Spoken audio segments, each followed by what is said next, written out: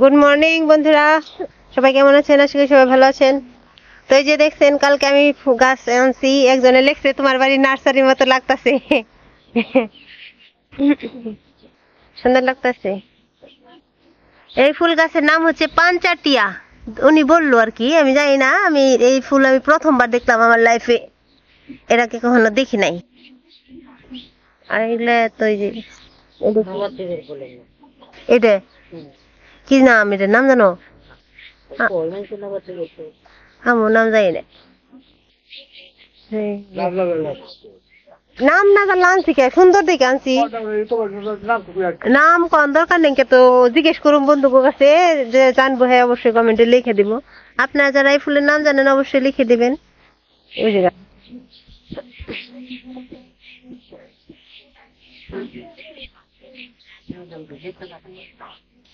শিবম কি করো? তো এই যে দেখলেন যে আমি কালকে যে মোটামুটি গোছানোর চেষ্টা করলাম। এই যে দাদা বৌদি ডাকছি সকাল সকাল, এসে দাদা বৌদি। তো এই যে দাদা বৌদি এসে সকালে রান্না করছো, খাইছ? কি টানছিলে? মাছ তো রেঁধে নিছ? তোমার হ্যাঁ পাইকে পাকসেল বেচা পারছো? নিচে পাকসেল কত বেচছো? মানে কয়ে দেও নেই?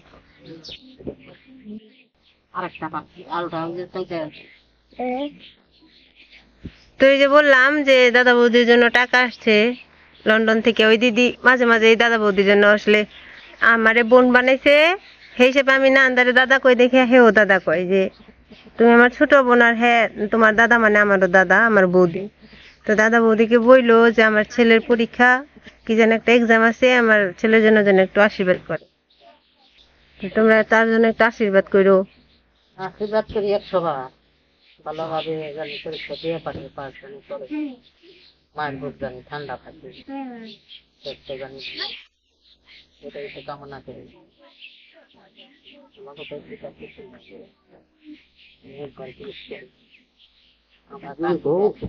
আমরা কান্দি যাচ্ছি দেখতাম নাতিন একটা আছে, তা মানিয়ে হ্যাঁ কথা কোনো কিছু ভবিষ্যতে জীবনে কি তাও তা জানি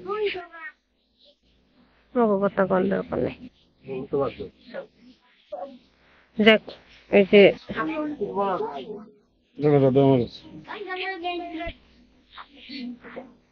যে আমি ভিডিও করি দেখে দাদা বৌদির অনেকে অনেক কিছু বলেন। আমি আশা করবো লাভ নেই, কারণ আসলে যার মন যেমন, অনেকেই যেমন এটা সেটা বলেন, অনেকে আমাকে আবার আশীর্বাদও করেন। ওই আশীর্বাদেই আমি এতটুকু করতে পারতেছি, এটা সত্য কথা। কারণ হচ্ছে গিয়ে শুনছি যে 10 জনের অভিশাপের থেকে 10 জনের আশীর্বাদটা বেশি লাগে।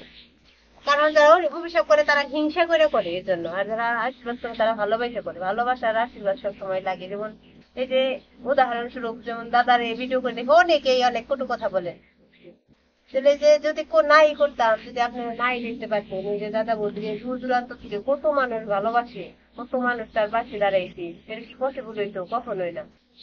তো অনেকে বলে বেঁচে খায়, অটলের মা বাবার ভিডিও বেঁচে খায়।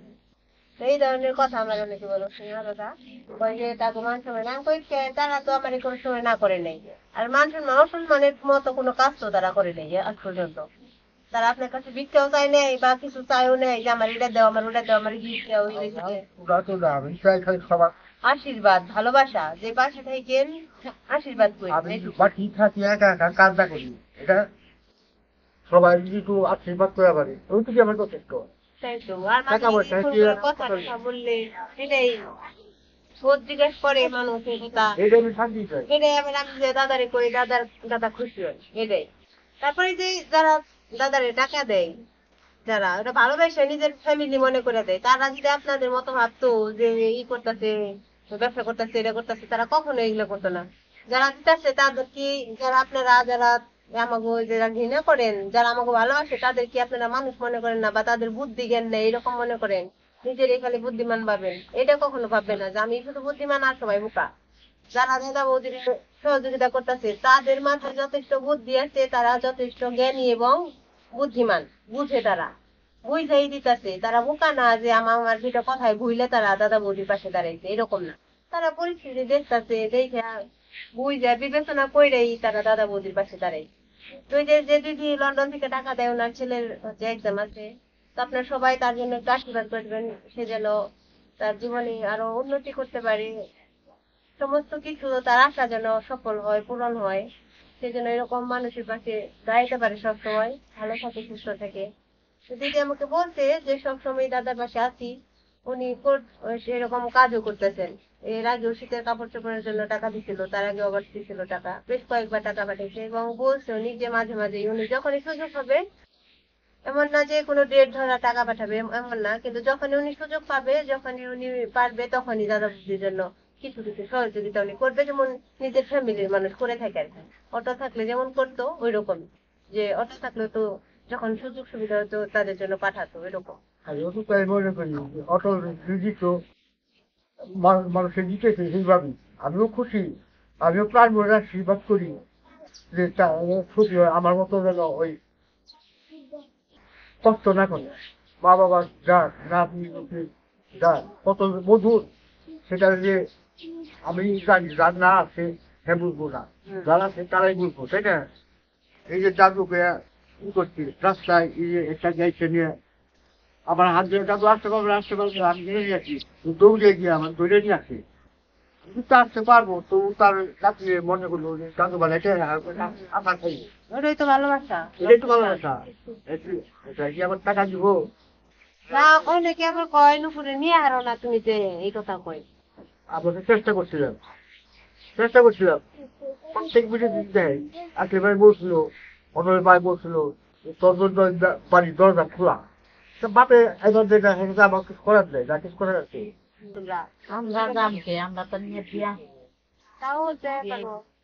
যে পারতাম কিন্তু কইতো বাবা মা আমার বইয়ে নিয়ে যা, আমরা যাম, এটা তো কয় না। দেখছি ঠিক আছে। চারদের মধ্যে আইসেন আমার আপনি হলো বাসুরের ছেলে, কইলো কয় আমার অন্যমুখী মত আছে, বাপে ওয়া চলে নিয়ে তাও শিখে রইল। আমি লিখতে এলে পরে খুশিতে কি করবি?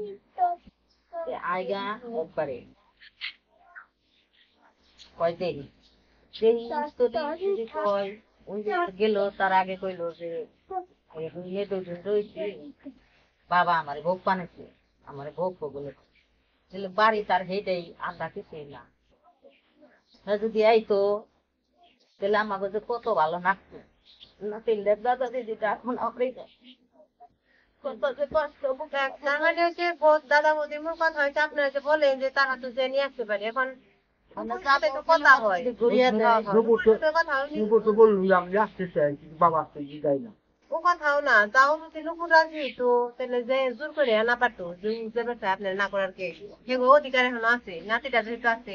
কিন্তু নুপুর রাজি হয় না, তাহলে হেরা তো যে ঘুরে আসা লাগবে। আপনার অনেকে বলে যে যান না কে, নিয়ে আসেন না কে, এই বেদনটা মানুষ এত কষ্টের পরেও, অপমান হয়ে গেছে। এত কষ্টের পরেও যদি এনে যায়, যদি ঘুরিয়ে দেয়, অপমান করে দেয়, তখন তাহলে আরো কষ্ট হবো না, আবার এর লেগে যায়। আবার বলছে আমার কোনো সম্পর্ক নেই। মৃত্যুর কথাবার্তা, মৃত্যু আমাদের তার মতো আছে সেজন্য আমার সম্বন্ধ সবাই দেখতে বলছি। হ্যাঁ, তার মতো তোমার আছে, তোমার একটা রাত তোমাকে চিনি আমি। আবার আমার হাওয়ায় বিয়েতে জানছে বিয়েতে জানছে, হ্যাঁ বিচারা আমি আমি চিনি না। তোমার মামারে কে, হ্যাঁ, রটনের মামা নাকি নুপুরের বাবারে ও বিয়ে করে ডাকতেছে, দেখে অপমান করছে, চলে এসে নাকি না ডাক দিলে অপমান করে, হেনে হ্যাঁ রাজু তোর বাড়িতে যায়। মানে এটা আপনাদের একটু বুঝতে হবে, আপনারা তো বললেন যে তুই যায় না কে, যে কথা বলবা কি বললো এত কিছুর পরে আবার সবার নজরে তোমার মাকে মনে আসো খবর দেখো আজকেরা কোনো সম্পর্ক নেই তোমার। কেমনে যায়, কেমনে যায় বই বেড়তে, তাহলে বুঝেন একটু। যাই হোক, প্রসঙ্গ আপনারা দেখতেছেন, আরো দেখতে দেখেন, পাঠিয়ে পারে এদের আশা, আন্ধার আশা বিশ্বাস করবেন। করবেন যে তুমি যাও গা, শ্বশুর শাশুড়ি দেখবো তারা এখানে নয়, দেখবান যে শরীরে রক্ত আছে, কাজ খেবেন আমাকে ভবিষ্যতে দেখবো তারা।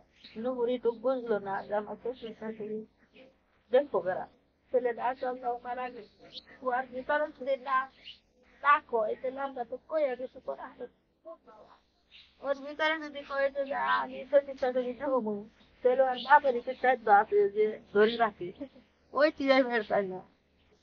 ঠিক আছে। অথচ ওই নাতি নাচছিল আজকে বলছে দাদু আমি টেলিফোন করবার চাই আমি করি দাদু আমার মারবার রঙ্গু দাদু আমার মারবার আছে ও কথা করো না। মারবার আছে কোনো ব্যাপার করো না, দোকান নেই তাই। মারবার হেডা ওরা হেডা যদি মারা পারি মারুকে। তাহলে মূল কথা হয়েছে গিয়ে আমাদের সবারই কথা নুপুর এনে থাক আমাগো কারোরই কোনো অসুবিধা নেই। এই যে উপেনে করতেছি দাদা বৌদিরও না, যদি ও আসতে চাই ওয়েলকাম, আর যদি না সেটা ও ভালো থাকুক মেয়ে নিয়ে, আমরা এটাই চাই সবসময়, যে নেই থাকুক ও সুখে থাকুক। কারণ সকালে থেকে ওর কপালে খুব একটা সুখ আমরা দেখতেছি না। তো ভগবানের কাছে আশীর্বাদ করি, প্রার্থনা করি ও যেন সুখী হয়, ভবিষ্যতে যতদিন ও বেঁচে থাকুক যেন সুখে থাকে শান্তিতে থাকে। আপনারা ওকে আশীর্বাদ করেন ওর জন্য এবং দাদা বৌদির জন্য। এখানে থাক ভালো থাকবে। ওর মানুষকে ভালোবাসছিলাম অটল যে ছবি লিখছি তাকে বেশি ভালোবাসছিলাম নুপুর হয়তো অনেকে বলে যে নুপুর কেমনে যাবো টর্চার করে। আপনারা নুপুরের ভিডিও কিন্তু আজকে দেখেন না, এইখানে থাকতে নাগাদে দেখেন, অটল মারা যাওয়ার পর থেকে আপনারা দেখতেছেন। কোনোদিন কি ভিডিওতে আপনাদের মনে হয়েছে সত্যিটা কিন্তু সবাই তুলে ধরে, এমন না যে লুকিয়ে খালি ভালো রাখে তা না, সত্যিটা সবাই তুলে ধরে। এমন কোনদিন দেখছেন দাদা বৌদি ওর উপরে কোনো অত্যাচার করছে? সমস্ত মাধুরী ওর হাতে ছিল।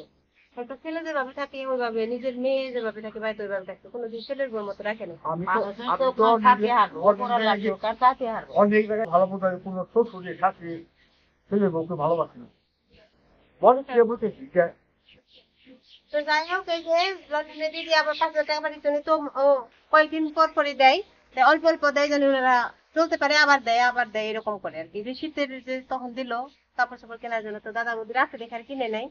তো এই যে আবার মাঝখানে গেছে হয়তো, ওই যে আবার 5,000 টাকা পাঠিয়েছে, বুঝছেন? তো এই যে 5,000 টাকা দিছে, তো আপনারা সবাই ওই আমাদের দিদি বলবো না মা বলবো আমি তো বলতে পারি না অনেক দাদা বলে সবাই। আমার দাদা বলি আমি দাদা কই দেখি আমিও আশীর্বাদ করি আমার দাদারে আমি আশীর্বাদ দিদির আশীর্বাদ করি যে তার সন্তান নিয়ে যেন সে সুখে যেতে পারে, সন্তানের যেন মুখ উজ্জ্বল করতে পারে, তাই না? ভবিষ্যৎ যেন দাদু দিদিকে ডাকতে পারি, দিয়ে ডাকতে পারি, এইটুকু ক্ষমতা তাদের দিয়ে আমি তাদের আশীর্বাদ মন ভরে আশীর্বাদ করি, তাদের সুখী হয় এইটুকু যাক, আজকে আর ভিডিও বড় করবো না, এই পর্যন্তই। তো দাদা বৌদির জন্য আশীর্বাদ করবেন, সবার জন্য আশীর্বাদ করবেন আপনারা। আসলে মানুষ সবাই এর পরিস্থিতি শিকার, কেউই আসলে নিজে ইচ্ছে করে কেউ আসলে কষ্টে পড়ে না বা এরকম পরিস্থিতিতে পড়ে না, কেউই না। মানে মানুষ আত্মসম্মান নিয়ে যত দিন বাঁচা পারে ততদিন মানুষের উপর নির্ভরশীল হয় না। তো এই ধরনের ইগুলো কথাগুলো মনে রেখে কমেন্ট করবেন। আর যাই হোক না, যারা করতে থাকেন, মানুষ আমি চাইলে তো আসলে মানুষের মন পাল্টাইতে পারবো না। তো ভালো থাকেন সবাই। মনে চাই তাই করি। সেটাই। আমরা ভালো করবার কমু দেখে তো তারা ভালো করবে। কোনো জায়গায় নিয়ে গেছি নিয়ে গেছি, কোনো জায়গায় করতে পারবো না, বাবা আমার নিয়ে যায় নাই, হ্যাঁ, কোনো অস্ত ঘরে কিংবা আত্মীয় স্বজন বাড়ি গেছি, আমার বাইরে বাড়ি গেছি নিয়ে গেছি, শ্বশুর বাড়ি গেছি নিয়ে গেছি। সেটা তো মানুষ দেখছে এই ভিডিওতে, তারপরে মানুষ কুটু কথা কয়।